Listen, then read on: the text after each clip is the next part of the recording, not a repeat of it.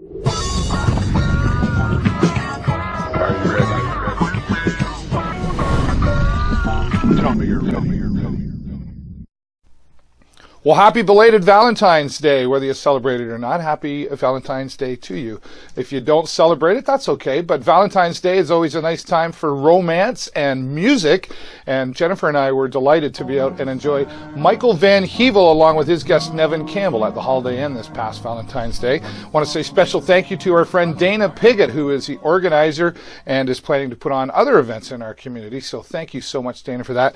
And if you want to find out more about Michael Van Hevel and how you can see where he's going to be performing and maybe even have him at your special event, go to his website. There it is on the screen. Thanks again, Michael Van Hevel and Nevin Campbell, for a great performance, and Dana Piggott, thanks for having us as your guest. All right, well, hello, everybody. Welcome to the show this week, episode 276. The entertainment scene this week.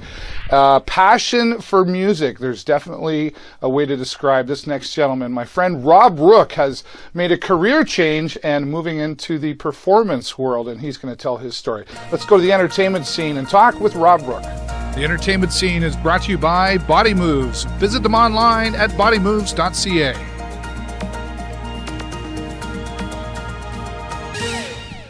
Out in the entertainment scene this week, if you're a fan of Elvis and maybe some Sinatra and maybe Tony Bennett, you're going to enjoy who we're talking to right here. This is Rob Rook. Thanks for being here, Rob. Oh, you're more than welcome. Glad to be here, David. This is exciting times for you. You've made some career changes in your life, and you just love to sing, and you're out there doing it. Tell us a little bit about what you're doing. Well, it all started when I was 54, and just to give you a brief story, a synopsis, when I was 54, I tried out for the Nightingales here in town.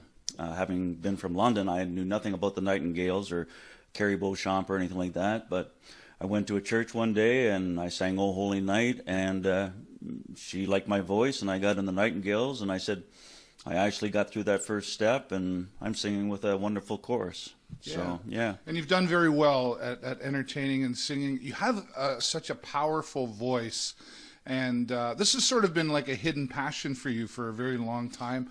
Probably come from some background. Your father was quite a singer, is that correct? Yeah, my dad, Bernard or Bernie, had his own trio in Toronto, David, and basically my last name is Rook, so they called themselves the Three Rookies. There you go. And basically, my dad sang tenor, baritone, because he had quite a range himself. And his older brother sang a bass that was so low, it was unbelievable. Something like J.D. Sumner with Elvis Presley. And his cousin, Freddie Fulcher, sang the high tenor stuff. So they sang anything from the Mills Brothers to the Ink Spots. Wow. So that goes way back. Yeah. Yeah. Do you have a favorite between Sinatra and Tony Bennett and Elvis? You know, when I was taking vocal lessons here, Lauren Murray was my vocal coach, and I would sing, say, a powerful song by, say, Elvis or someone. She goes, "No, I'm hearing Sinatra." Yeah. And that's what I'm hearing, and I just love the way Frank was on stage, and he could sort of wow the audience just by singing those crooner tunes. Yeah, that's right. I'm more attracted to some of the slower ones actually than and Elvis too was a ballad singer. To me, he's a ballad singer. Yeah. And the slower ones are my favorites of Elvis's. Yeah. And some Tom Jones in there. I know sometimes when you're out with me at karaoke times, you really like to do the Tom Jones. I think the women really like the Tom Jones. Well, I get that a little bit with the Tom Jones. Mind you, I don't have the size 28 hips and all that stuff, but I do. One of my favorites is "I'll Never Fall in Love Again." Do you know that one, yes, David? Yes, I do happen to know that one. Okay. So I like to do that one. That's my favorite of all the Tom Jones songs, and I do a couple of the upbeat ones. But again, I like the big power ballads. Yeah. Yeah. This has been a big leap for you, and I know you've got a lovely wife who supports you and some friends and she stuff. Does, yeah. You just recently kind of made the first step. You're performing locally here in some retirement homes, and was it a scary step for you? Yeah, because you don't know what's going to happen, right? But that first step, like you and I were talking before, is an important one. Doing the setup, I have some wonderful people helping me too, with Jay Dalkey and Mark Blaney, who is well known here in the city of Sarnia as a country artist. And we made it fun for them. I was expected to have 10 or 15 people come out of the rooms. And, my wife, God bless her. She was a recruiter, right? She was a recruiter, and she built me up, and basically it was wonderful because she got them all out of the rooms, and I had about 25, 30 people in the room. And I started out singing a little bit of Bobby Darin, and then I went to some Sinatra, and then, of course, I finished with the King. Yeah. So, and it was all good. So it was a show that it got me over that initial hurdle. And it felt really good. And it felt good at the end of it. I felt like, I felt like $1 million. Yeah. Yeah. That's great. Well, you're doing what you love now, and that's a great step that you've taken. And I can tell you, I listen to him sing often, and if you really want to check him out, we're going to let you know how you can do that. Rob Rook, thank you so much for joining me. Thank and you, David. all the best of luck to you on your new career of singing. Thanks a lot. Rob Rook, he's a fantastic entertainer. You could have him at your event. We're going to go back in the studio now and give you a phone number or something to get a hold of Rob Rook.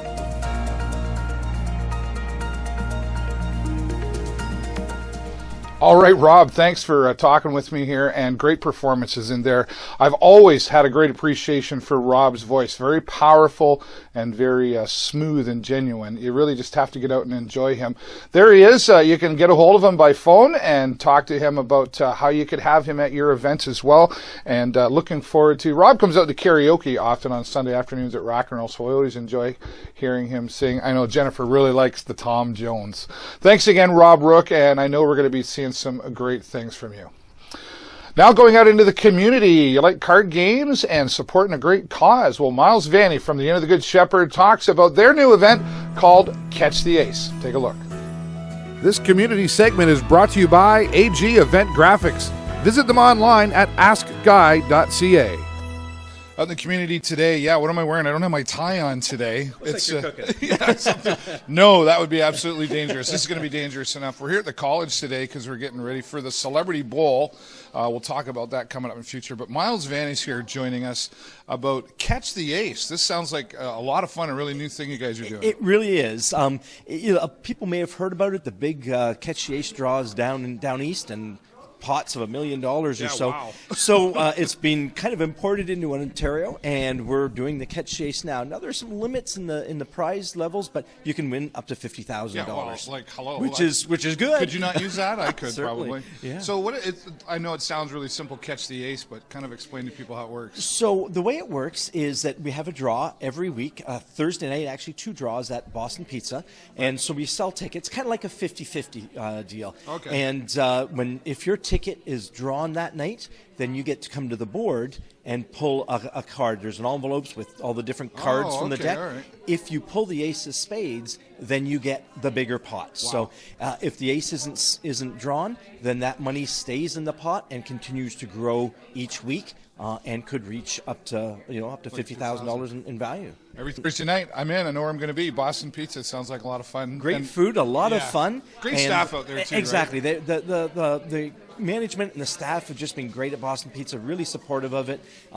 Tickets, they're 3 for $5, 9 for $10, or 21 for $20. So that's the big deal. That's the good deal. 21 tickets for $20. Sounds great. Myles, I want to check in with you just on the side of what's happening with the Inn of the Good Shepherd. I know you guys have really been struggling lately this past year, 2016, and Sure. now coming along. Yeah, with some government funding cuts, it's reduced some of the resources we have for helping people, and so that's why we're doing things like Catch the Ace. It just means that we can still be able to be there to help people. And, it's kind of deceiving right now because you don't see much snow out there, so it's that's hard right. to think about it being winter, but it's still cold It out is. there. And always following the Christmas season, it's really tough for families that, if you're only working part-time and all of a sudden you got your heating bill going up because of the cold. Oh, yeah, let's talk it's, hydro. It's a real struggle, yeah. And, I think it's important to remind people it's not just a food bank. There's like close to 30 programs. Absolutely. We'll be starting next month our income tax program. We filed last year 2,700 returns for folks, making sure they can get their seniors getting their guaranteed income supplement or families getting their child tax benefit. So that's a big program that we do. And we've got our fresh food drive coming up this weekend at Superstore. It's a chance to get fresh, healthy food for people, because right now in the grocery store, that's the expensive stuff. That's important. Myles Vanni, always great to Awesome. see you. Thank We're going you. to make some. I don't know if that means anything. We're going to go make Go some get pottery muddy. here, and we'll go back in the studio now and give you how you can get in touch with the Good Shepherd and help them out.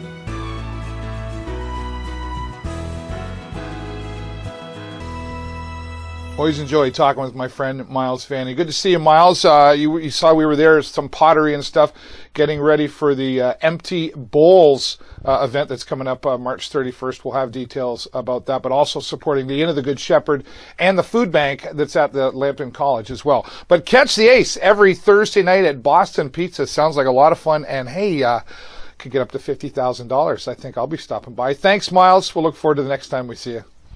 All right, well, just before we go, of course, I've always got a couple things to mention. Sarnia Sting having Family Day. It's February the 20th at the Progressive Auto Sales Arena. Puck drop will be in the afternoon.